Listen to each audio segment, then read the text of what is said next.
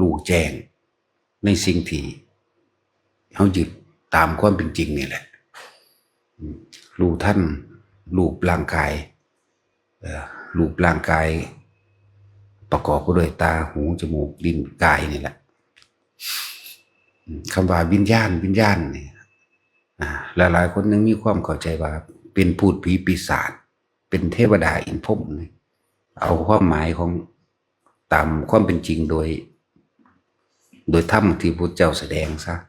วิญญาณแปลว่ารับรู้แก่งรู้สึกทางกายนี่คือวิญญาณกายวิญญาณตาคือรับรู้แจ้งตามตาเห็นวิญญาณจมูกกลิ่นนั่นแหละรู้แจ้งโดยกลิ่นรับรู้ความรู้สึกโดยกลิ่นรู้โดยรสชาติแห่งอาหารรู้โดยเสียงนั้นเสียงนี้ว่ารับรู้แจ้งโดยเสียงตาหูจมูกลิ้นกายเนี่ยตัวที่มันที่มาสรุปลงตัวนี้ได้ป่ะตัวใจในกายนี่คือร่างกายเขานี่แต่เขาจะแยกย่อก็เพิ่นว่าธาตุสี่ขันธ์ห้าประกอบด้วยอายตนะ12คือว่า12ตาหูจมูกลิ้นกายใจนี่เป็น6รูปรสกลิ่นเสียงสัมผัสอารมณ์ความรู้สึกนี่ก็เป็น6มันว่า12นี่เป็นตำราเขาอาจจะบ่คุ้นเคยฟังเข้าใจยากเพราะเขาบ่ชินในการอ่านในการมาแปลความหมายตาเห็นบุคคลสัตว์สิ่งของก็ฮู้ว่าสูงต่ำดำขาวคนผู้นั้นผู้นี้ตามความจำได้หูได้ยินเสียงสัตว์ต่างๆคนต่างๆบอกต่างๆเสียงผู้นั้นเสียงผู้นี้ก็ฮู้ตามลิ้นก็ฮู้รสชาติเผ็ดเข้มก็รู้กายก็สัมผัสร้อนและหนาวบาดหรือเจ็บปวดในกายนี่แหละวิญญาณกายก็ดี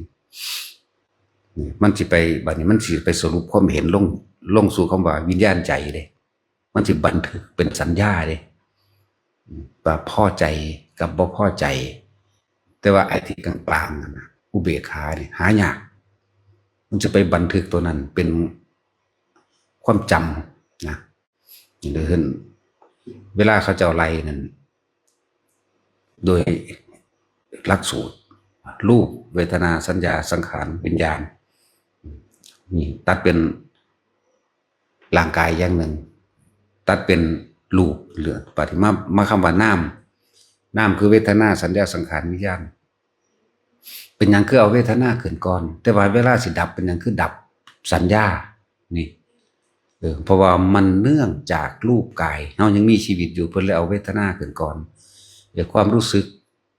ทั้งกายอันหลับโดยตาหูจมูกลิ้นกาย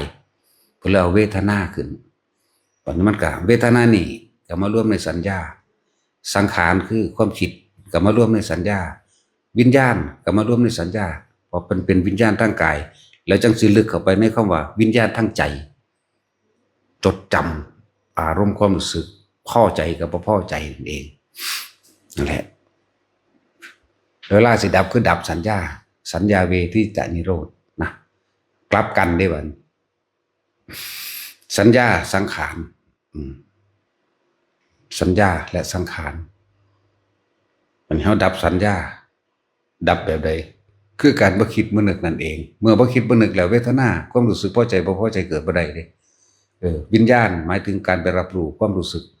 ที่มันมีความพอใจและบ่พอใจบ่ได้นี่มันกลับกันได้บัดนี้นะดับสัญญาเพราะการไม่คิดไม่นึกก็คือหยุดคิดปรุงแต่งคือสังขารนั่นเองเวทนาคือความรู้สึกในความพอใจและพอใจเกิดนี่เป็นเรื่องของนามเด่นวิญญาณบ่รับรู้อารมณ์บ่เอาอย่างจักอย่างว่ามันรู้แก่งแล้วว่าสิ่งทั้งหลายทั้งปวงนั้นมันก็แค่เกิดกับดับที่เฮาเอาเพราะว่าเฮาไปพยายามบังคับมันให้มันเที่ยงให้มันจีรังยั่งยืนให้มันเป็นไปดังใจที่เฮาอยากให้มันเป็นเฮาก็เลยเป็นทุกข์เพราะว่ามันบ่เป็นมันจำเป็นไปตามมันเป็นของมันแบบนั้นอันใดเกิดอันนั้นก็ดับตรงนี้นะแหละ เวลาดับคือดับสัญญาเออเป็นถึงว่าสัญญานี่ละเอียดก็สังขารเด้นะเพราะว่าอารมณ์ความรู้สึกที่เขาเคยมีในความพอใจเกิดพอใจกับบ่พอใจนั่นแหละสัญญาการร่วมอยู่ในหันไปถ้าเขาเห็นว่าคนผู้นี้ถ้าเขาบ่คิดนึกปรุงแต่งนี่เห็นว่าสังขารความคิดนึกปรุงแต่งคนผู้นี้เห็นคนยางมาเนี่ยบอกว่าหญิงบอกว่าชายคิดเอาในตัวเองแต่เขาบ่คิดนึกปรุงแต่งความสวยความหล่อความงามบ่เกิดขึ้นเด้ความรู้สึกพอใจเลยบ่พอใจเลยเกิดขึ้นบ่ได้อารมณ์บ่รับรู้หยังคือมันบ่เอาไหมนี่ดับเวลาดับคือดับจังสี่นะสัญญาสังขารเวทนาวิญญาณดับนี่ไหมเป็นสี่ได้พันเวลาสิดับคือดับความคิดนั่นเองหยุดความคิด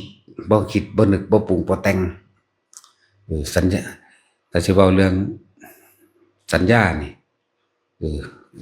กับอวิชชาอันเดียวกันคุ้มกันเลยก็ได้ความบ่รู้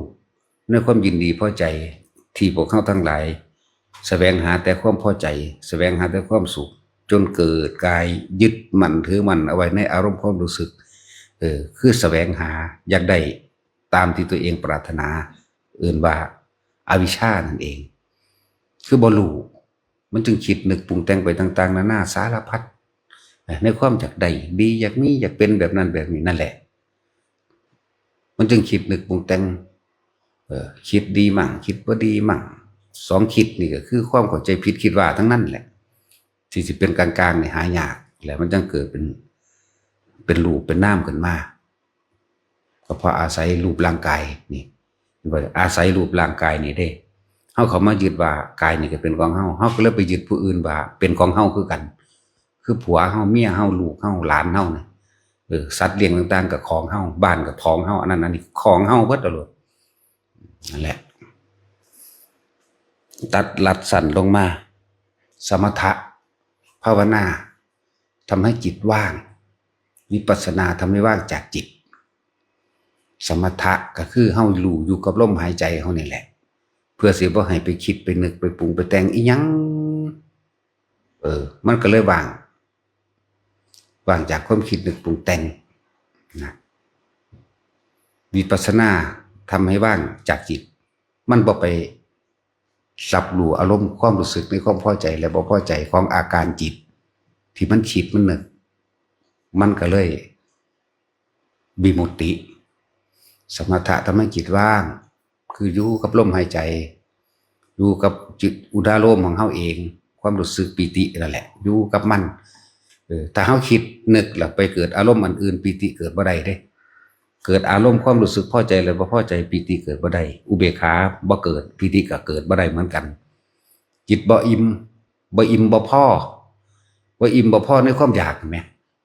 อยากสวยอยากงามอยากกินต่างๆนั่นไหมอยากได้นั่นอยากเป็นนี่นี่ไหมมันบ่อิ่มมันเลยคิดหามันเลยหยุดบ่ได้ถ้ามันบ่คิดหาดิเอามันมาไว้กับลมเด้มันปราศจากความคิดนึกแล้ว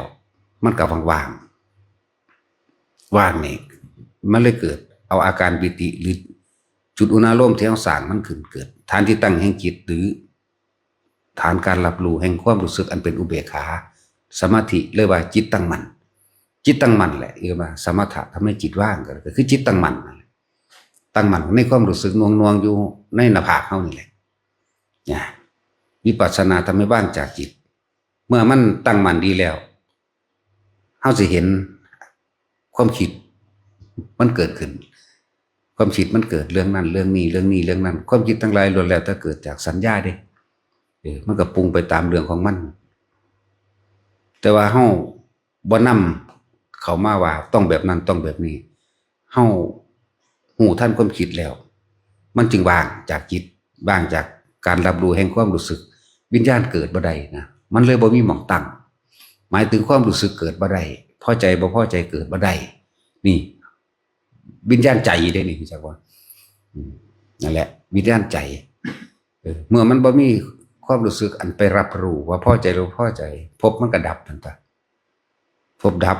บ่มีหม่องตั้งบ่มีหม่องไปเกิดบ่มีหม่องไปบ่มีหม่องมาบ่เกิดบ่ดับนั่นแหละวิมุตติเว้าบ่ได้บ่ฮู้จักว่าสิไปปรุงแต่งสร้างรูปจินตนาการขึ้นมาว่าจังใดมันบ่มีมันอยู่เหนือคำเว้าทั้งปวงทุกอย่างกะเฮาสิรู้แจ้งได้ในตัวเฮาเองที่เฮาตั้งใจเฮ็ดของเฮาเองเด้อ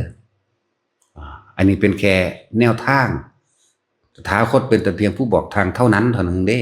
เป็นแนวทางบอกว่าเจ้าคิดแบบนี้เจ้าสิมีความรู้สึกแบบนี้แต่เจ้าก็ไปเกิดภพนี้